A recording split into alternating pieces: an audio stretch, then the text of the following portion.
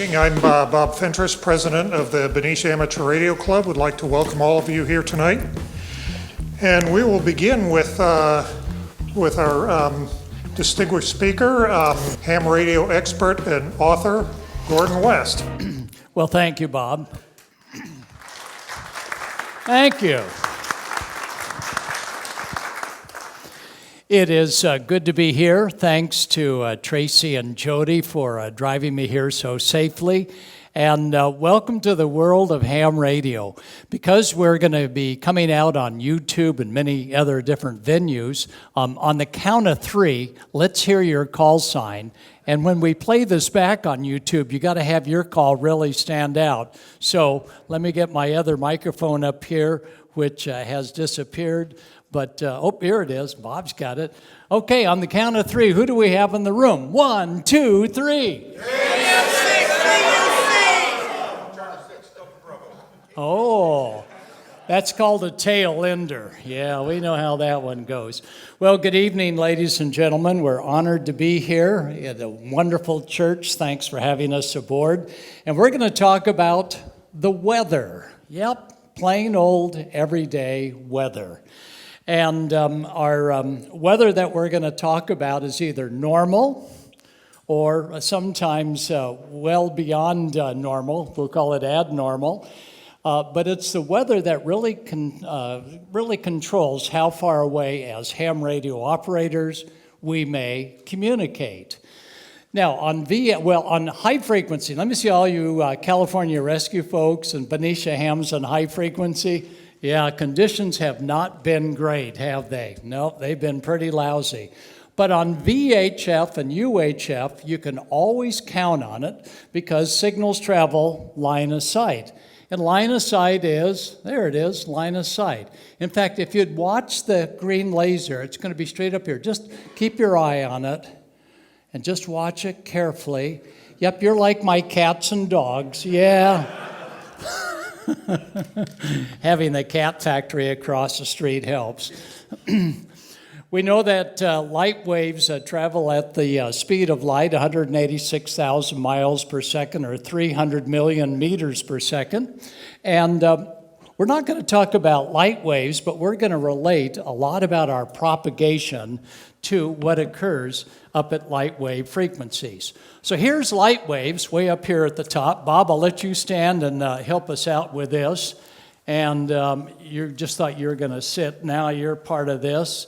And, I got to keep going. Yeah, you got to turn around, get on the other side so they can see your smiling face. This is, there you go.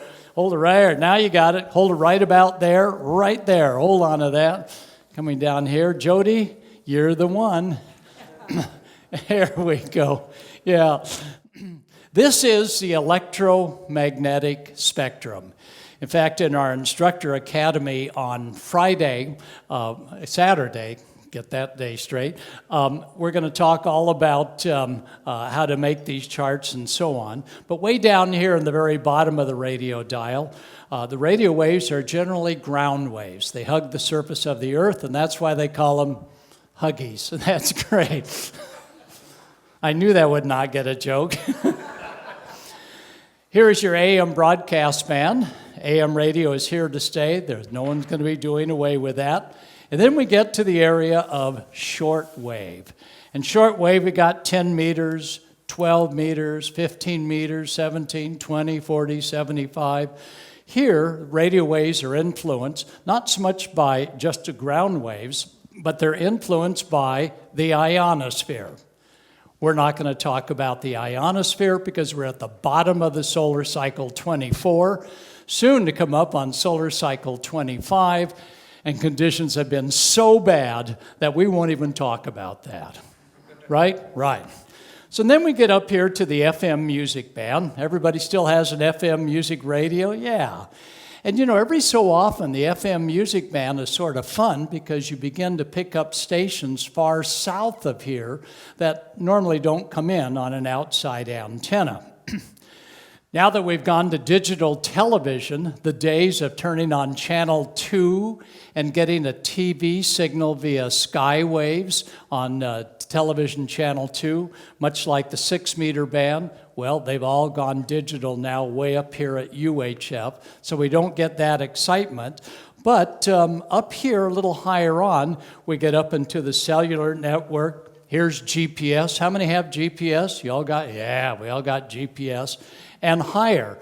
So about here, down here on high frequency, is where the ionosphere no longer really can be depended on for refracting radio waves back to the surface of the Earth. But once we get up here to VHF and UHF, sometimes radio signals go the usual 80 to 100 miles, and sometimes they go 200 and 300 and 400 miles. Oh yeah, it must be Skip. No, it's not Skip. Skip is down here, and at the bottom of the solar cycle, 24, coming up on 25, you're not going to get much Skip. So put a real sad look on your face. Yeah, good, no Skip. But up here on VHF and UHF, every July and August, something happens. And that's what we're going to explore. And it will affect not only the VHF 2-meter band and 440 band, it's going to affect cellular, it's going to affect APRS, and it's going to affect all of the digital modes, because every once in a while, usually in the summer months most pronounced, the radio signals will go literally hundreds and hundreds of miles. No, nothing to do with the ionosphere, everything to do with the weather. Thank you very much. I'll let you fold this up there. We know that weather is pretty predictable, and so is our atmosphere. And we will explore our atmosphere next. On a normal day, keyword is on a normal day, for every 300 feet we go up, we lose 1 degree Fahrenheit of temperature. The higher we go, the colder it gets. Where Tracy and Jody come from, they're up at, what, 6,000? 5,500 feet. Well, I won't divide 300 into 5,000, but you lose about 10 or 15 degrees. That's what we call normal. As we go higher, the temperature goes down. That would be for a mile up, we'd lose 20 degrees, so I was pretty close. Moisture content. How many of you come out of an airplane and your hair's just like sticking straight out? Well, that happens to me all the time. In fact, it must have happened tonight. Every 1,000 feet, we lose 0.5 gram of moisture in normal weather. Normal weather. Air pressure. What happens to air pressure as we go higher and higher and higher? Yeah, it's a little harder to breathe. Air pressure decreases with height in a logarithmic manner. And our normal air pressure down at sea level is about 10, 12 millibars. So normal weather is something that doesn't do much to VHF and UHF propagation. We know that you're 2 meter and 440. In fact, let me ask, how many folks on 2 meters and 440? Yeah, we all are. Even though we may be HF and maybe even, how many CW operators do we have? Yeah. Isn't this fun? This was a little CW key that we would get our classmates to build. And the old timers, they know how to do it. They'd hold the key like this. And so on, my call sign. But the kids, they would go like this with their thumb. And I said, no, you don't send with your thumb. And the kids came up to me going, Mr. West, no, you're too old. That's all we do is our thumbs with their smartphones and so on. And they were right. So if you teach CW classes, as Tracy and Jody do, don't beat them up if they're using their thumb, because that's the way kids do. I was going to come up with like a double keyer with a little longer sound on one side and a little shorter on the other one. Wouldn't that be great? Almost like paddles. But this is a fun little CW oscillator, like $5. And when the kids get through building it themselves, they go, wow, I'm not afraid to start pounding some brass. Well, maybe not brass, maybe some plywood, but I'll pass that one around. That's sort of a rude one that one of the kids put together at Quartz Fest, But nonetheless, it works. In July and August, here on the West Coast, in fact, all the way out to Hawaii, all the way to the East Coast, something happens to VHF and UHF propagation. Radio waves begin to come in a lot further than usual. If you have a little weather receiver at 162.55 or 162.400 or the 5 other or 6 other channels that the Weather Service use, usually you can pick up, 2 or 3 in this area? But July 4th, my goodness, you're picking up all 5, all 6, and some of them are even south of San Jose. They're halfway down the Coachella, or halfway down the Central Valley. Well, it must be Skip. It has nothing to do with Skip. It has everything to do with the weather. Well, we know that in July and August, we have a yearly occurrence of the Pacific High for us here on the West Coast. Hawaii calls it the Pacific Hawaii High. East Coast has the Bermuda High. And they many times will have a high pressure system that will settle in between Texas and Florida. And when that high pressure settles in, hams go QRZ, and bingo, they're talking with a ham 400 and 500 miles away. Can you imagine a ham driving around in Dallas? Yeah, we're here in Dallas. Where are you located? Fort Worth, you got a pretty good signal. We're in Tampa. What? You're in Tampa, I'm in Dallas, and we're on 146.52 simplex? Get out of here. He says, I'm really in Tampa. You can't be in Texas. And they'll badger back and forth for about 5 or 10 minutes, and then another few stations will break in going, I'm hearing the same thing, and Florida's hearing the same thing, and they have a path, a radio path. It has nothing to do with the ionosphere and everything to do with the weather. That's right. The weather is no longer normal. Well, let's do Bob, you being the main man, would you come on up here? And here we have a little compression pump. And I'd like you to, you may have to put one foot on it and do the other, or just like that. And I needed to get up to about 100 pounds. So you'll need to work a little bit at it. And you won't even need to worry about looking at the gauge. Oh, that's only one. You need to do about 100 of them, Bob. You bet. There you go. Now he's got it. Now he's rolling. That's good. Keep going, Bob. Yeah, a little faster. Bob, it's not that complicated. Okay. Good job. You may stop now. Give Bob a big hand. He heated things up, and ooh, my goodness. This is getting warm. Well, now we know something about air. If you squeeze air, when you compress air, it begins to get warmer. Wow, that's good to know. And when you are taking air out of a big cylinder, that cylinder tends to get colder. So we know that air pressure that is causing the Pacific High and the Hawaii High and the Bermuda High is beginning to do something to our atmosphere. What occurs in a high-pressure system every July and August, and it always is there, the Pacific High, is the air, and we'll go in about 2 minutes with slides, the air is circulating clockwise, not counterclockwise as a low-pressure system, but clockwise as a high-pressure system. That's called an anticyclone. That anticyclone goes up as high as 40 or 50,000 feet, and that air begins to look around and go, my gosh, I'm a little heavier than the air below me.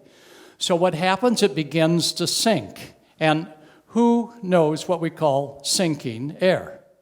Subsidence. Good job. Good job. What's your call sign? JLW. Very good. All right, subsidence. As the air begins to drop in the midst of this high-pressure system between here and Hawaii, between Texas and Florida, Nova Scotia to Chicago to the South area, South states, this high-pressure dropping air finally gets down to about 500 to 600 feet above sea level, and it's cool, moist air below it. This high-pressure air that is subsiding is slowly dropping, slowly compressing, and that compression of the air will begin to stratify the air. How many times have you driven into the Bay Area? Boy, you have such great air up here in Benicia. Boy, we were down there by the water. Where were we? By the water? By the water. By the water, thank you very much. Yeah, technical term. Beautiful air. In Southern California, we just envision that the water's there because we always have so much smog. But here, you have such nice, great air. But in the presence of a high-pressure system, many times, as you'll see in just a moment, smoke and stuff will rise, and then it'll all of a sudden just bottom out and just go horizontal at about the 800 to 1,000 foot level. How many have landed at SFO, San Francisco Airport, and as you're slowly coming down at about the 2,000 foot level in July, you see this band of brown air, and you go, oh my God, we're going to fly through that? And then you're in this band of brown air, and sometimes you could even feel a little shaking of the plane as it goes through the layering of the air. And you look out your window, and here's a seagull going, you know that air stinks. But anyway, and then you get down below, and then it's like normal air. But what happens inside that band of brown air is what happens to 2-meter signals, 440 signals, and 1270 megahertz signals.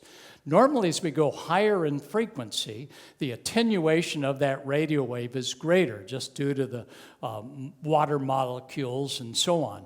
But during high-pressure systems, many times air will get caught up. And if we could go ahead and go to the, I thought he was going to be back there. All right.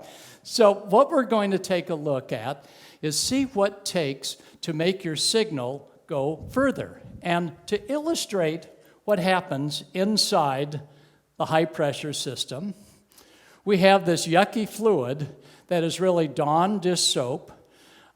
It's honey, and they're all different layers, and they all break up into individual layers. You can see that before I left home. But after my bag fell over several times, putting it into Tracy's car, it was my fault. You don't see it quite as much, but look at this. When we come down here, normally light travels in a straight line. Is that light traveling in a straight line? No, it's hitting that, and see it bend around? Oh, that's a good one there. It's being bent around, and that is called refraction. And it will stay bent around and follow that difference of air pressure, air temperature, and moisture content for as long as that high-pressure cell maintains the stratification of the air. Let's use a real... Oh, he's got like the tin water. Oh, now that's good. See it bend a little bit better there? Yeah, that's good. Maybe do the top layer up here. That's a little No, but there you begin to see what many times will occur inside. That's great. Thank you, Tracy. Inside the tropospheric ducting.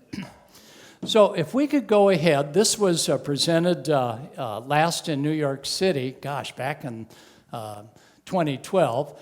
And let's go to the next one, and let's go to the next one. You already know that guy. Yeah, get rid of that guy there.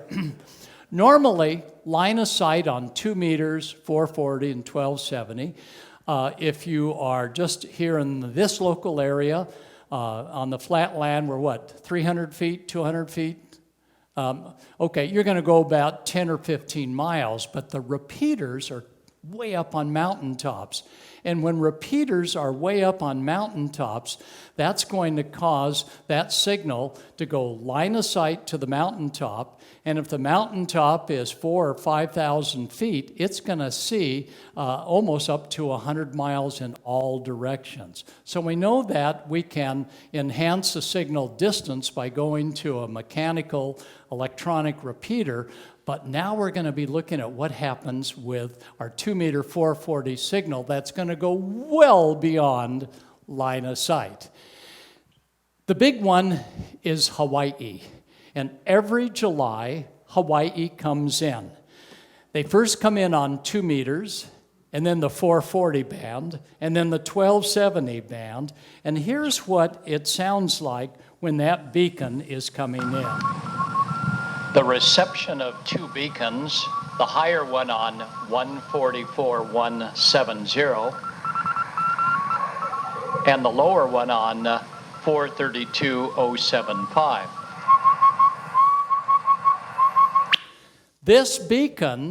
These beacons in Hawaii are making it all the way to our west coast.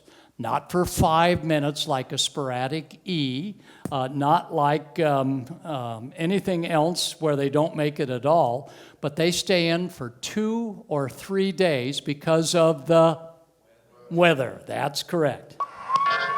And if you listen real carefully, the beacon on 1296.250.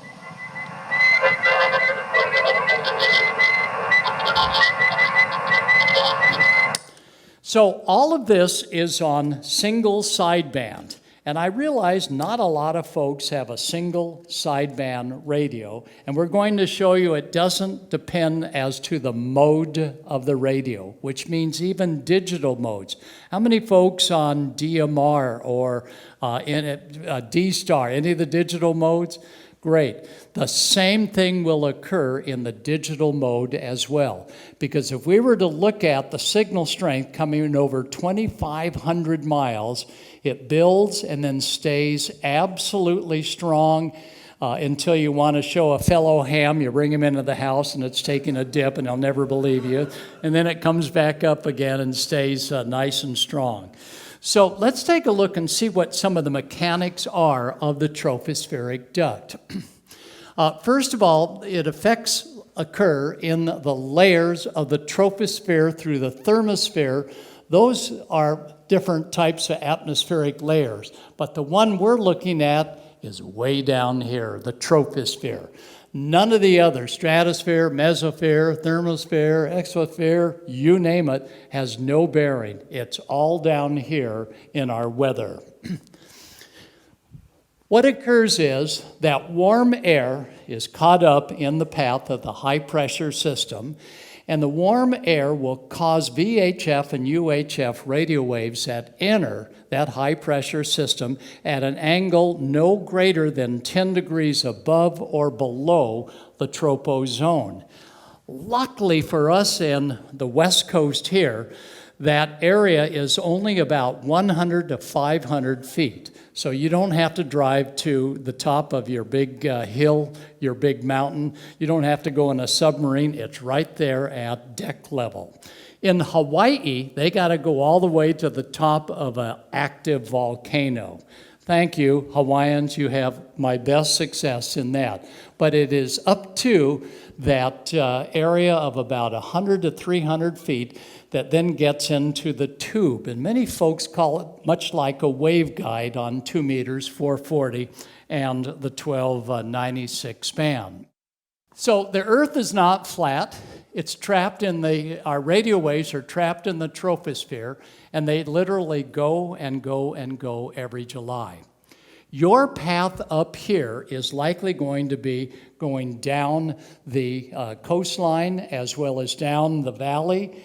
And on 2 meters and 440, there's so many repeaters down there that many times you can begin to pick them up on a hot July day. What occurs is that subsidence inversion is heavier air sinking. And when it sinks, it begins to stratify. And stratify is nothing more than different densities that you saw here that can capture a VHF and UHF radio wave and make it go sometimes up to 1,000 miles or further. Remember, our air is made up of oxygen, hydrogen, nitrogen, that's dry air. Our air is made up of helium, neon, xenon, methane, for those that had dinner tonight. We're in the church, I'm in trouble.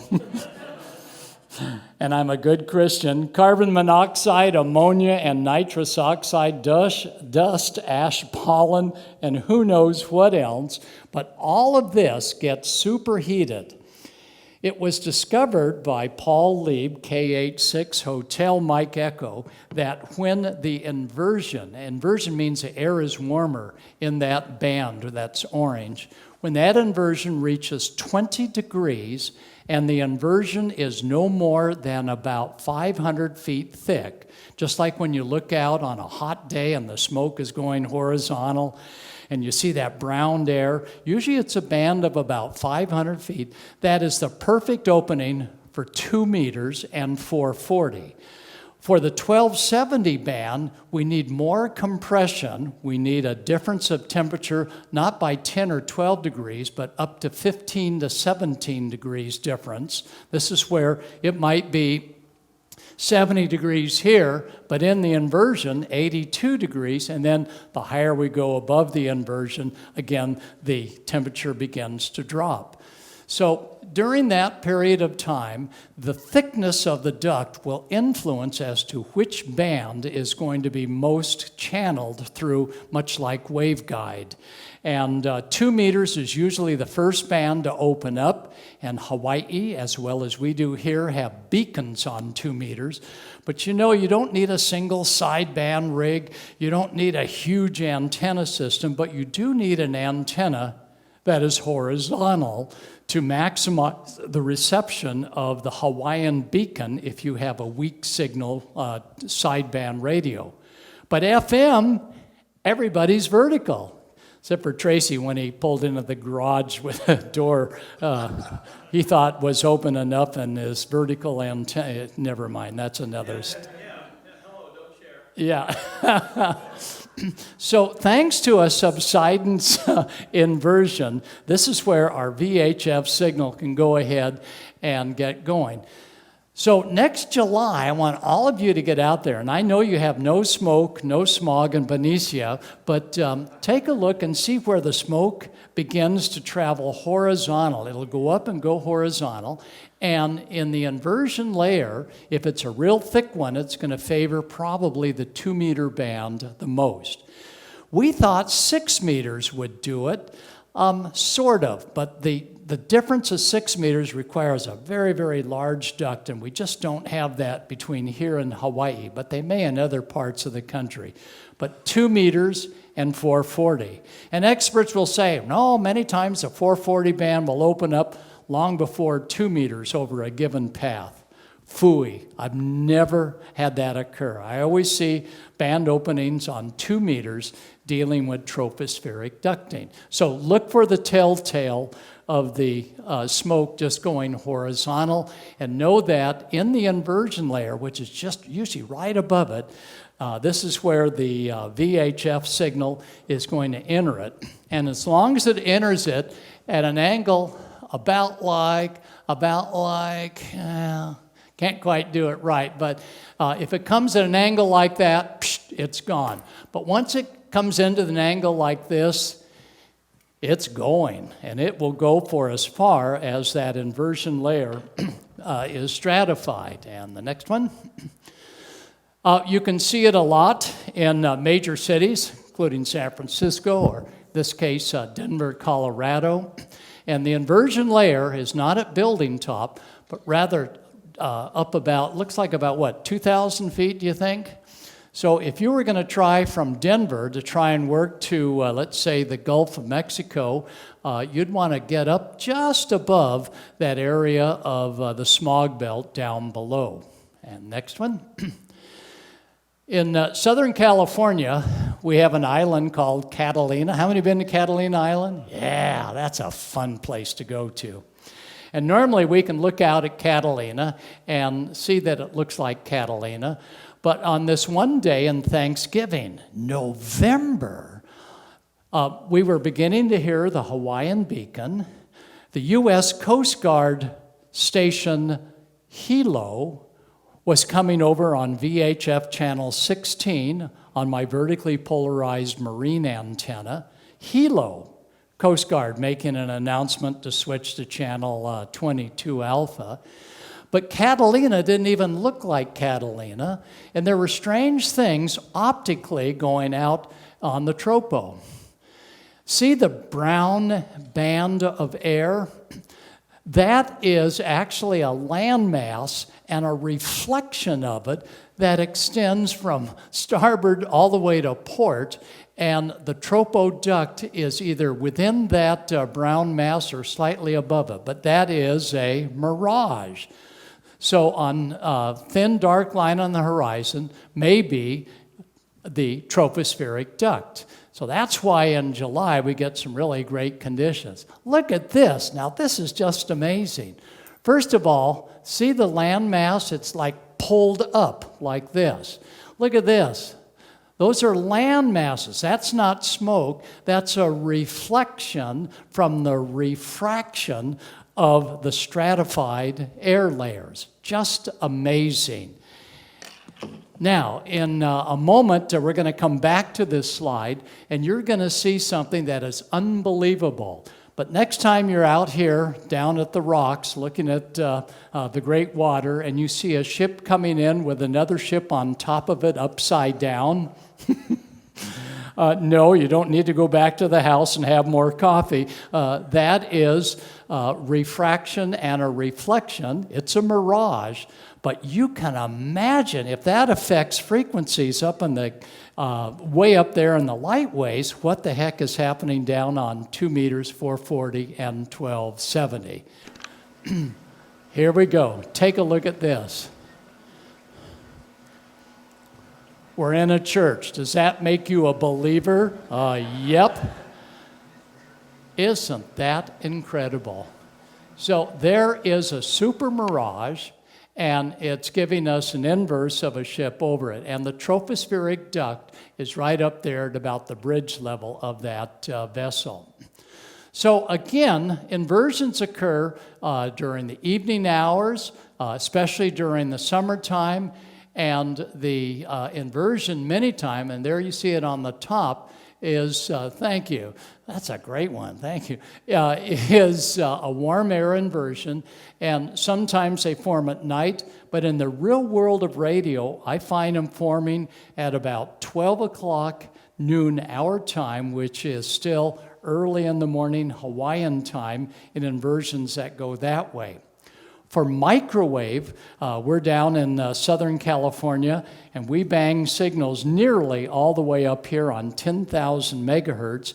And we either do it before the wind begins to blow the stratified layers out, or late in the afternoon, just as the wind is quitting, they tend to stratify again, and that's where we begin to hear signals coming in up at 10,000 megahertz.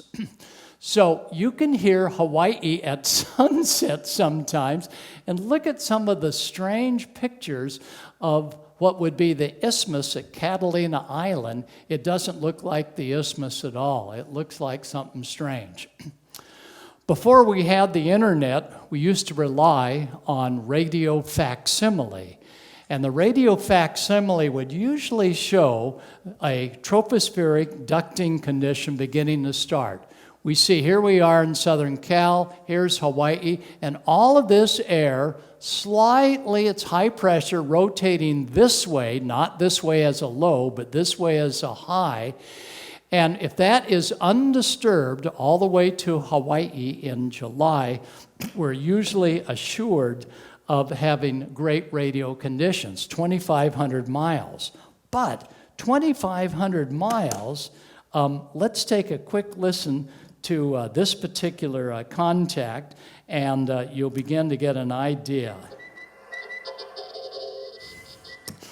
And this one lasted for almost 3 days.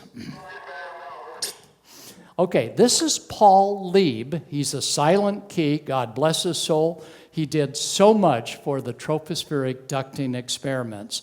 Right now, he is transmitting on single sideband. How many in this room have a single sideband radio hooked up to a horizontal antenna? Good, okay. Have you guys heard the beacon from Hawaii? Not yet. Well, here you go.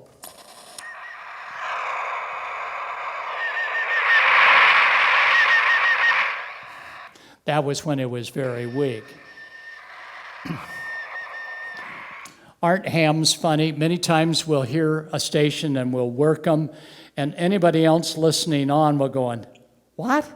Who are you? You're just working like noise. Actually, you are. Oh, no, that's George in Hawaii. Gave me a 5 and 7. Yeah, right. Okay. Anyway, here, take a listen. He's on sideband now, and what we're going to do is we're going to switch from a horizontal, about a 6-element beam, and we're going to switch from single sideband to FM. FM? No way. FM is like 5 kilohertz. No, FM won't work. It's got to be CW or sideband. Take a listen. Here's sideband.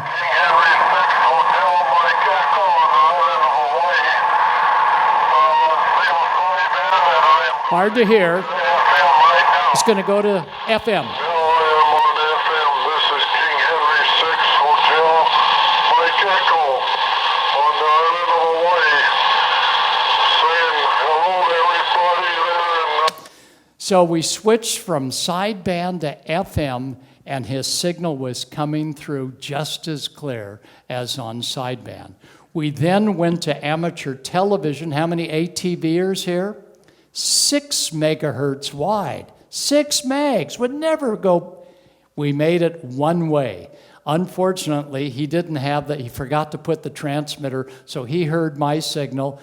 I saw his test pattern that was not from his actual transmitter, but we never made it two-way. But we were close, but pretty good. So Hawaii and the West Coast. And this is the Hepburn report. And all of you should look at it. It's called DX Info Center, and watch the spelling of center, CENTRE. .com, Tropo, and you will see the Hepburn report colorize the potential tropospheric ducting paths. I have no idea. Well, maybe I do. Is that Spain? Is that, well, good. You don't either. Right here is Costa Mesa. Anyway, right here would be a good path. There's a good path right there. The black area, see the U means unsettled. And you can get to the Hepburn report on your cell phone, a smartphone. You can do it tonight. Just dxinfocenter.com, and you'll see the reds and the orange, and those are the areas that provide great coverage for tropospheric ducting. All right, this was one of the great tropospheric ducting times. I had to aim my antenna not due west. Usually I'm due west, and I know I've got it aimed properly because when I turn on the amplifier to make the initial call to Hawaii, I open up a couple of garage doors across the street. Especially as they're driving in and that door begins to close. I've never crunched a car yet. But anyway, this one we aimed a little bit to the south, and it follows the duct. So the tropospheric duct is like a movable waveguide, a flexible waveguide. The unstable patch shows ducting interruptus. That would be right here. And we didn't hear anything. But everybody said, Gordo, take your antenna a little bit more to the south. And I go, no, that doesn't make sense. I turned it to the south. And of course, I didn't tell the other station, oh, thanks a million. Things are much better. And we made the path from Southern California to Hawaii. From there to right there, 2,500 miles, not running a kilowatt, running about 50 watts of power.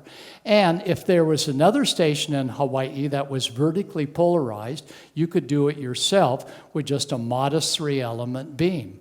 So, wow, this is Paul Lieb, and this is his setup. What a great guy. This is an active volcano that he has to drive to from Hilo.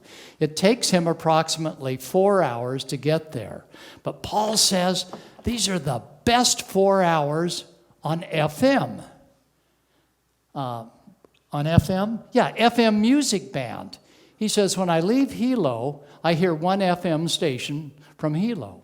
When I get to about the 2,000-foot level, now I'm getting FM stations that say habla español, hablando en español, no sé habla, from Mexico. And as I go higher yet, the band shifts, and now I'm getting FM stations from San Francisco, from the Bay Area, from Southern California, San Diego. And this is all at this tin shack, and not TEN, but I mean corrugated tin at 8,750 feet. It's an active volcano. Only a ham would drive up an active volcano to sit in a tin shack and work someone over radio. But this is the great thing. Paul, we salute you. And the next one. The propagation from the Hawaiian beacon is just amazing. And the folks in Honolulu are not able to usually exchange contacts with us on 2 meters or 440 because they're blocked by the mountains. Just like right here, you may have to go to a high spot where you've got a little better shot at the ocean. But nothing surprises me because on the west coast here, they've heard the beacon all the way in Reno, which is down, up, and over through knife edge diffraction. And the next one. So tropospheric ducting, for those that want to work weak signal, is regular between the Bay Area and Southern California. We're on usually 144.200, we're upper sideband, and we're horizontally polarized. Well, will vertical sort of work? Vertical won't work at all to a horizontal station with 30 to 40 dB of cross-polarized loss. You both must have the same polarization. And then the question is horizontal to horizontal better than vertical to vertical? No one has really claimed that. They say that horizontal slightly lower noise floor, but just as long as your polarization is the same. Do I have to have a huge antenna to make the trip from here to Hawaii or from here down to Southern California? No, we work stations up here on, what's that big mountain? Yeah, that's the one. We work stations up there with 3-element Yagis from Aero antenna in Southern California. If he does horizontal, I switch horizontal. If he's vertical, I go to vertical. So there is a path all the time between here and Southern California during many, M-I-N-I, many tropo conditions where it's just hot weather here. All of Southern California is like, oh, give me some air. It's because the air is sinking and you see that smog layer. Get on your radio and start tuning around, and you may hear repeaters in Fresno. You may hear repeaters down in Bakersfield, Fresno, strong stations, M squared, Mike Stahl out of Fresno, bangs a signal up here and down there. So your 2-meter radio goes quite a distance. This is the Hawaii end, horizontal antenna stacked, that's the 1296. And we go beyond that one. And this was my reception of the ATV beacon, not a voice contact, but the beacon in Hawaii. And imagine 2,500 miles, and there's our ATV guy, 2,500 miles, 6 megahertz wide. They're going to be doing it on digital, I imagine, digital ATV. But like digital television, it really depends on a terrific signal. So that's Paul, in memory of Paul, and we tried to do it higher than 5 gigahertz. We got up to 1296, 2.4, 3.5, and 5 gigs. That's 5,000 megahertz using dish antennas like that, and they made it, but we still haven't made it on 10,000, the X-band. But we're working on it. Not me, those that have a huge trailer and about a 10-foot or a 20-foot dish antenna. And this will show you how dedicated we are. That's Wayne, N6NB, that's Chip Angle, N6CA. He sets up on San Pedro Hill, and he says that if I go too high, I don't hear anything. And when I'm down on the low by the water, I don't hear anything. But once I get to 400 feet, 500 feet, 600 feet, he says, then the beacon comes in loud. And he's driven up and driven down. So it's like a pipeline, and you got to be right there at the output so your signal can go into the output and input and be able to make that grade. But this is how dedicated some of these weak signal operators are. You don't have to do that. But what you should do is if you're heading down to PacificCon or something, tune around and see how many weather stations you get on 162. And you may find that you're getting a lot more than just some of the locals in this area. And so just pick a beach site, but make sure that the state police don't come and go, who are you talking to? Oh, I'm talking to Hawaii. Oh, sure, on 2 meters. Yeah, I am. Come with me. Well, luckily I got away with it, but it's hard to believe. But we would set up right on the beach on a low-level duct, and the reception was terrific. And when it really got too hot, we'd go jump in the water and come back out again. So again, for Tropo, for other Tropo stations, especially using weak signal single sideband, we recommend horizontal polarization. But for stations that are mobile, wanting to talk halfway down the coast, you could very well do it with just a vertical whip antenna. And there is a vertical horizontal antenna that's made by M Squared, and they're out of Fresno, and he's got, looks like an ATAS on the left, and there it is, the, go ahead, Tracy, go ahead, light it up, boy, that. There it is, that's the one, no, the right one, this guy right there. Oh, that's the ATAS, yeah, and that's 2 meter 440, but that'll hear the beacon, but this guy will not, even though the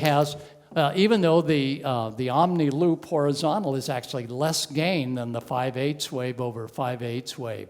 Okay, you can go to the last one. So Chip says that location is everything, and there he's got a small little beam antenna, and we talked for hours in July and August to Hawaii. So the prize, of course, is being able to hear something outside of your local area. So I encourage all of you to try something that you've not done before. You don't have to go out right away and get a new type of an antenna, but do experiment and find out what antenna is going to really do some great work for you in working DX. As ham radio operators, we need to continuously sort of test our different skills and work the different skills to make sure that we're always ready for the big thing. My gosh, last Monday you had an earthquake up here. I told them to wait until we got into the area so we could say we felt the same thing. How many felt the earthquake? Oh my God, I guess it was a goodie. Well, we did not have that degree of success on our way up, but I think you'll all be very fascinated when you start tuning around off of your local repeater onto something else. But you know they're doing away with repeaters. You heard that, right? Yeah, if you have anything to do with fire department like Tracy does, they're doing. Do not panic. Do not write your congressman. Just hold tight. Tracy will give you a little bit more information, but when you read California officials declare ham radio no longer a benefit, take a listen to Catalina Island that all of you been at when they had the Catalina firestorm a few years. Pressure on our main line at Tremont and Eucalyptus. That's Tremont and Eucalyptus. Loss of water pressure on the main line. This is a ham who went to one of his posts and indicated that the fire department no longer had water pressure. That went to the EOC. The EOC fire department personnel was also a ham, and listen to his very professional. Handle the grass blaze above without hydrant pressure. That control county fire, be advised that we do have some tanks in town that we're able to gravity feed into our tanks, into our fire engines, and they're relaying to the fire ground. You can tell he's a ham because he took a 5-second message and took 25 seconds to send it. To keep But he was a good guy. On the fires. Thank goodness I have fast forward. That control fire, be advised at this time we have units on scene. They are doing triage on the patients. We are aware of the fire spreading into the... A lot of traffic that ham radio operators handle is behind the scene. And many times, Cal State Fire or other fire departments might not know what we do. So Tracy's going to talk to you for a moment about the importance of working with your served agency so they know loud and clear that if their infrastructure of communications should fail or they're in a dead area, hams, we're here. We're ready to make it happen. Tracy, I'll let you take over at this point, and I'll give you this mic if you don't mind. Okay, first of all, Gordon, thank you very much for the Tropo Welcome. presentation there.